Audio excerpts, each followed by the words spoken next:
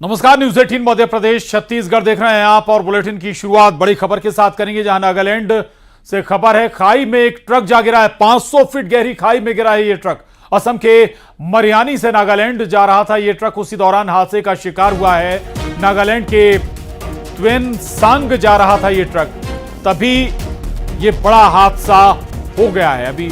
और 500 फीट गहरी खाई में यह ट्रक जा गिरा। ये देखिए आप तस्वीर, उस हादसे के बाद की तस्वीर भी सामने आई है, कैसे ट्रक खाई में समा गया। जिस खाई में ट्रक गिरा है, 500 फीट गहरी ये खाई है। नागालैंड से ये तस्वीरें सामने आई हैं, हादसे की तस्वीरें हैं। और नागालैंड के ट्वेनसांग ये ट्रक जा रहा था, तभी यह हादसा पेश आया है। हालांकि ट्रक में उस दौरान कोई मौजूद था या नहीं, यह भी तस्वीर साफ नहीं है। संभव है कि जब ये ट्रक खाई की तरफ तिरछा हुआ हो। हालांकि कोशिश की जा रही थी इस ट्रक को बचाने की भी जेसीबी मशीन के माध्यम से। और इस ड्यूरेशन में संभव है कि जो ड्राइवर या क्लीनर रहे हों वो ट्रक से बाहर आ गए। और अब खबर बिहार से। बिहार में पुल गिरने की घटना थमने का नाम नहीं ले रही। छपरा में पुल गिरने की 2 घटनाएं सामने आई हैं। वहां से पुल गिरने का एक और वीडियो सामने आया है। पुल गिरने के बाद से लोगों की आवाजाही बंद हो गई है। बताया जा रहा है कि नदी में तेज बहाव और कटाव की वजह से यह पुल गिर गया। तो ये तस्वीरें देखिए आप, कैसे एक और पुल बिहार में धराशायी हो गया। हालांकि यह बेहद पुराना पुल नजर आ रहा है। इसका कंस्ट्रक्शन काफी पुराना नजर आ रहा है और बेहद कमजोर भी ये पुल हो चुका था। लेकिन बिहार में पुल गिरने की घटनाएं अभी भी थमती हुई नजर नहीं आ रही। ये हालांकि पुराना पुल था, लेकिन कई जो नए पुल थे या निर्माणाधीन पुल थे वो भी धराशायी होते हुए नजर आए। ये जो तस्वीर सामने आई है, ये बिहार के छपरा से है।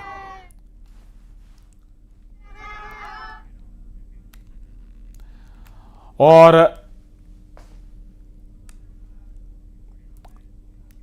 अगली खबर भोपाल से, बड़ी खबर है। विधानसभा सत्र का चौथा दिन है और थोड़ी देर में सदन में बजट पर चर्चा शुरू हो गई। कई मुद्दों पर ध्यानाकर्षण भी विपक्ष लाने वाला है।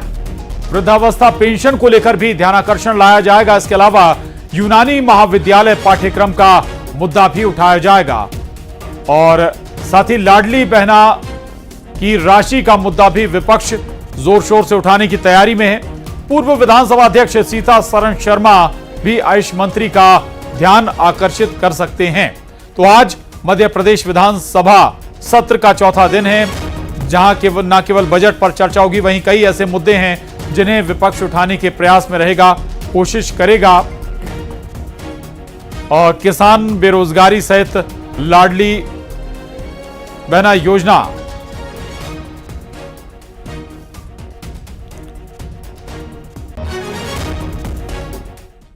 और न्यूज 18 संवाददाता शैलेंद्र भदौरिया हमारे साथ इस वक्त जुड़ गए हैं खबर पर। शैलेंद्र, आज चौथा दिन विधानसभा का, सुबह से हम चर्चा कर रहे हैं, लेकिन यह तय है कि सत्र, या ये कहें कि आज का दिन हंगामेदार रहने वाला है? बिल्कुल प्रशांत, मैं आपको बता दूं कि चौथे दिन की सदन की कार्रवाई अब शुरू हो चुकी है। तमाम जो मंत्री हैं, विधायक हैं, उनके पहुंचने का सिलसिला जारी है। आप सीधी तस्वीरों में भी देख सकते हैं कि तमाम जो विधायक और मंत्री हैं वो एक एक करके अब विधानसभा में पहुंचने लगे, क्योंकि घंटी बज चुकी है, यानी सदन की कार्रवाई की शुरुआत हो चुकी है। जिस तरीके से नेता प्रतिपक्ष उमंग सिंघार जब यहाँ पहुंचे तो उन्होंने साफ तौर पर कहा कि जिन मुद्दों को लेकर 2023 में मध्य प्रदेश में सरकार आई, उन मुद्दों पर बात बजट में नहीं की गई है। चाहे वह जो बात का हम सुबह से जिक्र कर रहे थे, चाहे वह लाडली लक्ष्मी की बात हो, युवाओं को रोजगार की बात हो, किसानों के एमएसपी की बात हो, ये जो तमाम मुद्दे थे जिनको लेकर सरकार आई, उन्होंने सीधे तौर पर आरोप लगाया कि उन पर काम नहीं किया गया, बजट में उसका कोई विशेष प्रावधान नहीं किया गया। दूसरी बात जो है वो नर्सिंग घोटाले को लेकर भी जिस तरीके से विपक्ष जो है वो लगातार घेर रहा है और आज भी उसी रणनीति के तहत जो है वो घेरने का काम करेगी, चाहे वो नेता प्रतिपक्ष की तरफ से हो या फिर पूर्व मंत्री जयवर्धन सिंह ने भी ये कहा कि सरकार जिस तरीके से क्लीन चिट देने का काम कर रही है, सीधे तौर पर सवालों से बचने का प्रयास ये कर रही है। हालांकि अगर बात करें सत्ता पक्ष की तरफ से, ऊर्जा मंत्री प्रद्युम्न सिंह तोमर ने कहा कि केवल मीडिया में सुर्खियां बटोरने के लिए विपक्ष जो है वो हंगामा करता है, असल में उनके पास तथ्य है ही नहीं। क्योंकि जब 7 घंटे की चर्चा होती है और उस दौरान अगर आप तथ्य नहीं रख पाते तो आखिर आपको कितना और समय चाहिए कि आप तथ्य रखना चाहते हैं। तो सत्ता पक्ष और विपक्ष दोनों के अपने अपने दावे और वादे हैं, नरसिंह घोटाले को लेकर हो या फिर तमाम जो योजनाएं जो लॉन्च की गई हैं उसको लेकर हो, लेकिन विपक्ष लगातार हमलावर बना हुआ है। जिस तरीके से हमने देखा कि पिछले 3 दिन में भी लगातार विपक्ष जो है वो हंगामा करता रहा है। कल भी जब बजट का अभिभाषण वित्त मंत्री पढ़ रहे थे उस समय भी आसंदी के पास जो है वो नारेबाजी की गई। तो आज भी कमोबेश वही स्थितियां जो है वो सदन में देखने को मिल सकती हैं। जी बिल्कुल बिल्कुल। शैलेंद्र, दो बातें, एक तो ये कि भाई जो विपक्ष सवाल उठा रहा है कि भाई बजट में जो आपने घोषणाएं की कम से कम कुछ तस्वीर तो नजर आनी चाहिए थी। शैलेंद्र, दूसरी बात यह कि नरसिंह घोटाले का जिक्र किया जा रहा है, विपक्ष एक लिहाज से इसमें राजनीतिक दखल या कहें कि राजनीतिक इन्वॉल्वमेंट की बात कर रहा है, लेकिन अभी तक जांच में ऐसी कोई सूरत सामने नहीं आई। शैलेंद्र, बिल्कुल बिल्कुल, देखिए आपने ठीक कहा कि भले ही विपक्ष लगातार इस बात को उठा रहा हो कि तत्कालीन चिकित्सा शिक्षा मंत्री हो उनका एक सीधा तौर पर इन्वॉल्वमेंट था, लेकिन जिस तरीके से सदन में जो सरकार की तरफ से जवाब दिया गया उसमें साफ ये किया गया कि नर्सिंग काउंसिल में मंत्री के पास फाइल नहीं आती है, मंत्री जो है वो वहां पर दस्तावेज नहीं साइन करता है, बल्कि जो नर्सिंग काउंसिल से जुड़े जो अधिकारी हैं केवल सीधे तौर पर वही पूरे इस मामले को देखते हैं। लेकिन विपक्ष की तरफ से लगातार ये आरोप लगाया जाता है कि जब विश्वास सारंग ने एक बैठक ली, बैठक के बाद जो आदेश जारी किया उसी के बाद जो है वो सरकारी जो माफ कीजिएगा जो प्राइवेट कॉलेज थे उनको मान्यता मिलना शुरू हो गई। तो सीधे तौर पर ही ना सही लेकिन इनडायरेक्टली जो है वो सत्ता का उसमें कहीं ना कहीं जो ये कहें कि उसमें नजर आ रहा है कि कहीं उनका भी इनपुट कुछ रहा है। तो इसी आधार पर जो है विपक्ष घेरने का काम कर रहा है। हालांकि इस पूरे मामले में सत्ता पक्ष जो है वो अपने मंत्री को क्लीन चिट दे चुका है, लेकिन उसके बावजूद भी विपक्ष उनके जवाब से संतुष्ट नहीं है और यही कारण है कि लगातार वो हंगामा करने में जुटे हुए हैं। जी बिल्कुल बिल्कुल। शैलेंद्र, इससे पहले आप बात कर रहे थे कि किसानों के मसले पर भी घेर सकते हैं, विपक्ष बेरोजगारी के मसले पर भी घेरेगा, लेकिन एक महत्वपूर्ण मसला लाडली बहना योजना कि भाई वो राशि जो 3,000 का वादा किया गया था उसमें बढ़ोतरी क्यों नहीं की गई। चुनाव से पहले कुछ ही महीनों में राशि बढ़ा दी गई थी, तो क्या वाकई ये गले की फांस बना हुआ है लाडली बहना योजना? सरकार कैसे इसको देख रही है?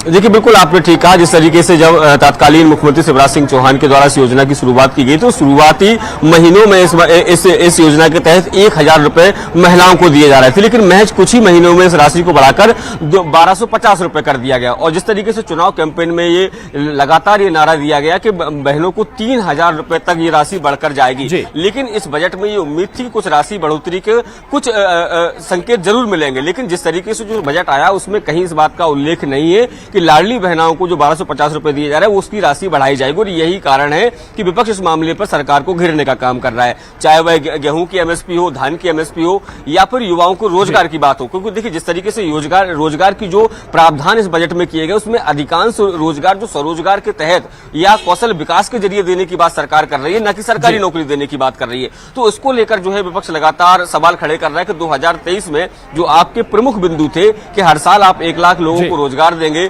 लाडली बहनों को 3,000 रुपए देंगे, गेहूं और धान पर आप एमएसपी बढ़ाएंगे, वो जब नहीं बढ़ी है तो यही कारण है कि लगातार जो सत्ता पक्ष जो है सत्ता पक्ष को घेरने में विपक्ष लगा हुआ है। बिल्कुल, लगातार सत्ता पक्ष को अब विपक्ष घेर रहा है। आगे भी आपसे अपडेट लेते रहेंगे इस सत्र के दौरान क्या क्या हो रहा है। शुक्रिया फिलहाल आपका इस पूरी जानकारी के लिए, धन्यवाद शैलेंद्र। आगे बढ़ेंगे खबर भोपाल से। नेता प्रतिपक्ष उमंग सिंघार का बयान आया है, बजट में लाडली बहना को लेकर प्रावधान नहीं है, जनता के साथ सरकार छल कर रही है। नई योजनाओं को इन्होंने कोई विचार नहीं किया और जो इनके घोषणा पत्र थे जिसमें सरकार आई थी इनके 2023 में लाडली बहना के लिए 3,000 करने वाले थे, लेकिन इन्होंने बजट में उसका प्रावधान नहीं रखा। 2,700 रुपए इन्होंने गेहूं खरीदी के लिए किया था, आज उसका नहीं आया। 3,100 रुपए आपका था।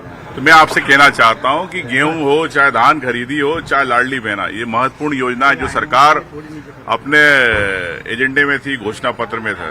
क्यों सरकार किसानों के साथ छल कर रही, क्यों महिलाओं के साथ, लाडली बहनाओं के साथ छल कर रही? मोहन यादव सरकार बताए। भोपाल से खबर है, प्रद्युम्न सिंह तोमर का भी बयान आया है। सुर्खियों में बने रहने के लिए विपक्ष हंगामा करता है, कांग्रेस नकारात्मक माहौल खड़ा कर रही है, विपक्ष को सकारात्मकता के साथ बजट पर चर्चा करनी चाहिए, कहा ऊर्जा मंत्री प्रद्युम्न सिंह तोमर ने। मुद्दा हंगामा खड़ा करना है, सुर्खियों में बना रहना है। इतना अच्छा बजट आया जनहितकारी, लोक हित में, जनहित में, हर वर्ग, सर्वहारा वर्ग, नौजवान, महिलाओं, सबके लिए बजट था। इस बजट को पूरा वो सुन करके सदन में उस पर चर्चा सकारात्मक करते। कांग्रेस सिर्फ नकारात्मक माहौल पैदा करके सदन में सुर्खियों में रहना चाहती है, जबकि उसे जनहित में सकारात्मक सोच के साथ जनता के हितों में चर्चा करते। बजट में कोई कमी थी तो सुझाव देते, और हमारे प्रदेश के यशस्वी मुख्यमंत्री जी उस बात को वित्त मंत्री जी सुनते और उसमें अगर कुछ और जरूरतें पड़ती जनहित के लिए उनको जोड़ सकते थे। पर इस पर चर्चा न करके सिर्फ मकसद हंगामा खड़ा करना है, सुर्खियों में बना रहना है। जैसे दिल्ली में ना नेता पक्ष सिर्फ सुर्खियों का बना रहने का काम है और कोई।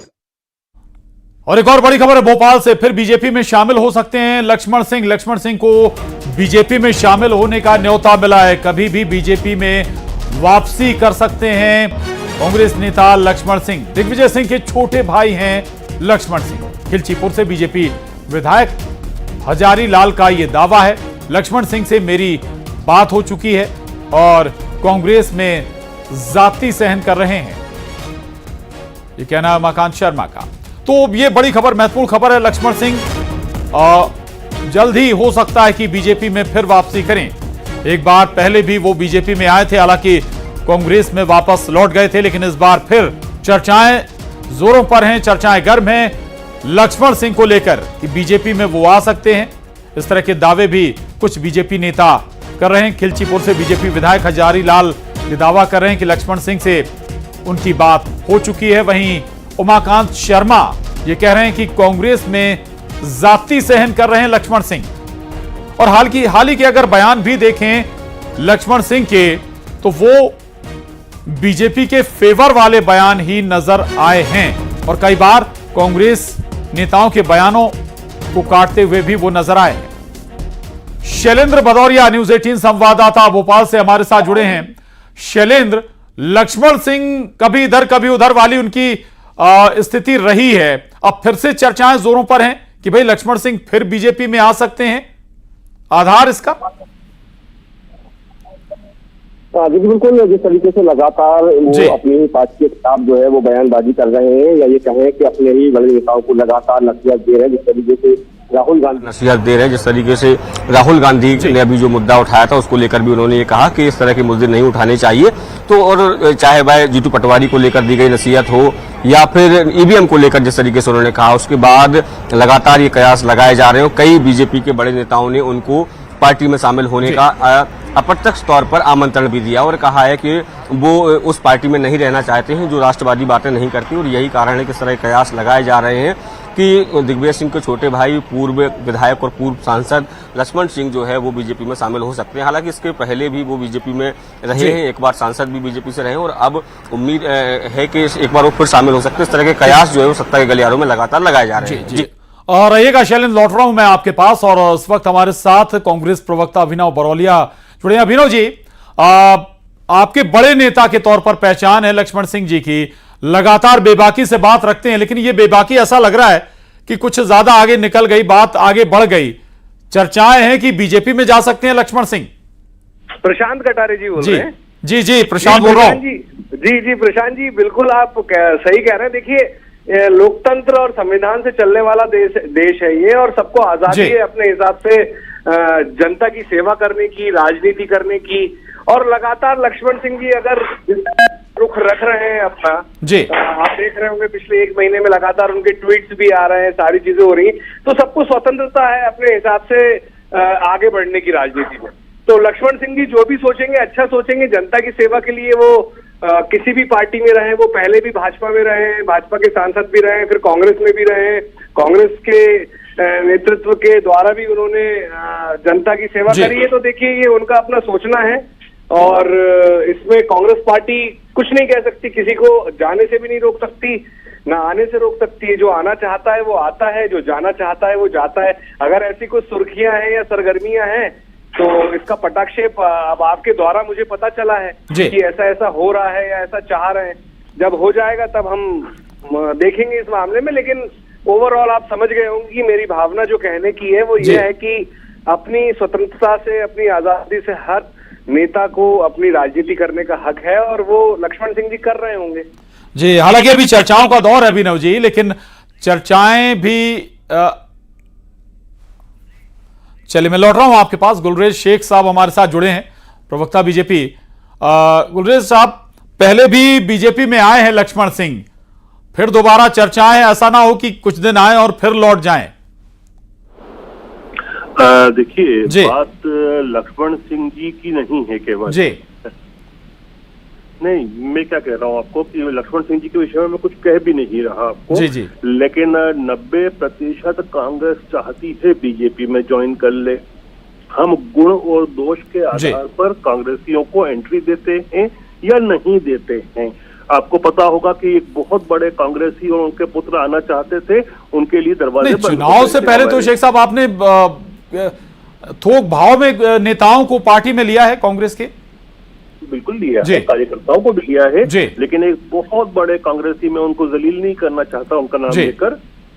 वो उनके परिवार समेत आना चाहते थे, आप सब जानते हैं, आप भी मीडिया से जुड़े हुए हैं। उनको हमने नहीं आने दिया क्योंकि गुण दोष के आधार पर। हालांकि मैं लक्ष्मण सिंह जी के विषय में हमेशा एक बात कहता रहा हूं कि वो ऐसा लगता है वो दिग्विजय सिंह जी से बिल्कुल परे हैं और बहुत सी बार वो सच बात कहते हैं। जो बात जायज होती है वो कह देते हैं, जो बात सत्य होती है उसको वो मुखर होके कहते हैं। तो देखते हैं क्या होता है। देखिए, मैं तो स्पष्ट कह रहा हूं कि 90% कांग्रेसी आना चाहते हैं। हमने गुण दोष के आधार पर एंट्री और एग्जिट रखी है उनकी। गुलरेज साहब, अगर बात अपने फेवर की होती है तो फिर सामने वाले या विपक्षी दल के नेता की बात भी सही नजर आती है। चलिए, बहुत शुक्रिया आपका जुड़ने के लिए। अभिनव जी, आपका भी बहुत धन्यवाद। शैलेंद्र भदौरिया हमारे साथ जुड़े हुए थे, आपका भी बहुत शुक्रिया शैलेंद्र। आगे बढ़ेंगे खबर इंदौर से, जहां धार के भोजशाला मामले में सुनवाई हुई है। हाईकोर्ट की इंदौर पीठ में आज सुनवाई है। एएसआई ने अभी तक सर्वे रिपोर्ट पेश नहीं की इस मामले में। एएसआई ने कोर्ट से 4 सप्ताह का समय मांगा है। रिपोर्ट पेश करने के लिए कोर्ट से समय मांगा है। ज्ञानवापी की तर्ज पर भोजशाला का सर्वे हुआ है। हाईकोर्ट के आदेश पर भोजशाला का सर्वे किया गया है। तो आज हाईकोर्ट में इस मामले पर सुनवाई है। धार के भोजशाला मामले पर हाईकोर्ट की इंदौर बेंच में आज सुनवाई है। एएसआई ने अभी तक सर्वे रिपोर्ट पेश नहीं की है और एएसआई ने हाईकोर्ट से 4 सप्ताह का समय और मांगा है रिपोर्ट पेश करने के लिए। आगे बढ़ेंगे खबर भोपाल से, जहां युवक की पिटाई का वीडियो वायरल हो रहा है। ठेला लगाने वाले को डंडे से जमकर पीटा गया है। नशे में पिटाई करने वाला युवक बताया जा रहा है। सोशल मीडिया पर वायरल हो रहा है ये वीडियो। बदबदा ब्रिज इलाके का वीडियो बताया जा रहा है। तो ये तस्वीरें देखिए आप, एक शख्स को बुरी तरह से पीटने का वीडियो सामने आया है और ठेला लगाने वाले को डंडे से पीटा गया है। न्यूज 18 संवाददाता शैलेंद्र भदौरिया हमारे साथ जुड़े हैं। शैलेंद्र, ये एक वीडियो सामने आया है, दिख रहा है तस्वीरें की बुरी तरह से एक शख्स को पीटा जा रहा है। अंधेरे वक्त है, संभवतः अपराधी अभी भी बेखौफ हैं। कमिश्नरी सिस्टम पर भी अगर हम कहें तो सवाल अभी भी बरकरार है। शैलेंद्र, बिल्कुल प्रशांत, आपने ठीक कहा कि जिस तरीके से कमिश्नर सिस्टम लागू इसीलिए किया गया था ताकि अपराधियों पर लगाम लग सके और पुलिस जो है प्रभावी तरीके से कार्रवाई कर सके। लेकिन उसके बावजूद भी राजधानी भोपाल में लगातार इस तरह की तस्वीरें अब आम हो चली हैं कि जब सरेराह जो बदमाश हैं वो राहगीरों की या ये कहें दुकानदारों की पिटाई करते हैं और उसका वीडियो जो है वो सोशल मीडिया पर वायरल होता है। ये नया वीडियो जो है वो भदभदा इलाके के से सामने आया और बताया जा रहा है कि एक भुट्टे का ठेला लगाने वाला युवक है जिसकी पिटाई की जा रही है और कुछ लोग जो है वो लगातार उसको लाठी डंडों से पीटते नजर आ रहे हैं और ये वीडियो जो है वो अब सोशल मीडिया पर वायरल हो गया है। हालांकि विवाद किस वजह से हुआ इस बात की स्थिति स्पष्ट नहीं हो पाई है। संभवतः बताया ये जा रहा है कि देर रात में ये लोग नशे की हालत में भुट्टे की दुकान पर पहुंचे थे और पैसे के लेन देन को लेकर इन लोगों का विवाद हुआ है और उसके बाद जो युवक है, जो बदमाश युवक है, उनके द्वारा इस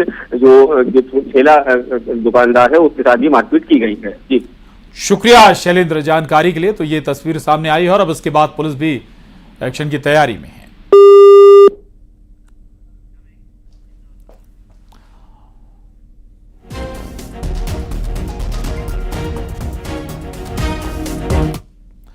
खबर इंदौर से। इंदौर में ऑस्ट्रेलिया के चार्टेड अकाउंटेंट से ठगी की गई है। वेब डेवलपर ने 1 करोड़ रुपए की धोखाधड़ी को अंजाम दिया है। वेब एप्लीकेशन बनाने का ऑनलाइन एग्रीमेंट हुआ था।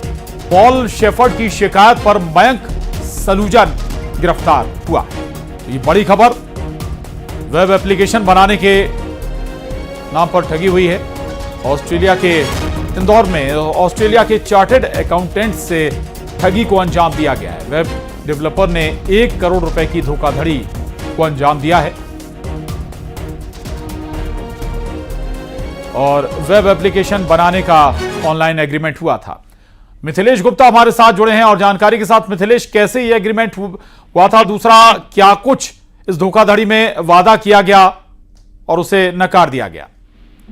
मिथिलेश, देखिए, ऑस्ट्रेलियन नागरिक हैं पॉल शेफर्ड। उन्होंने राज साइबर पुलिस इंदौर को कंप्लेन किया था, क्योंकि इंदौर के रहने वाले ही वेब डेवलपर हैं मयंक सलूजा, और उनके द्वारा ये कहा गया था कि वो कुछ ऐसी वेबसाइट बनाएंगे जो बड़ी नामचीन कंपनियां जो हैं उनके वेबसाइट पे भी वो रन करेगी।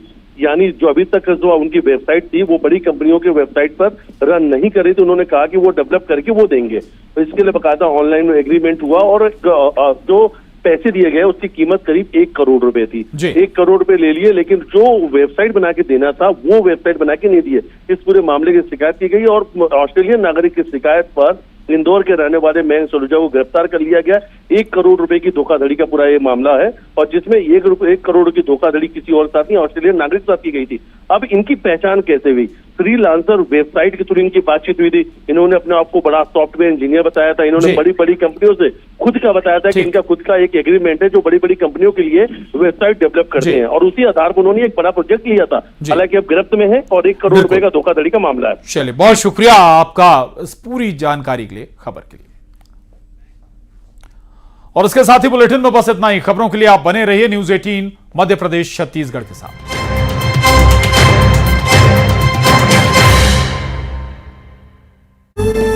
कल दोनों बड़े नेता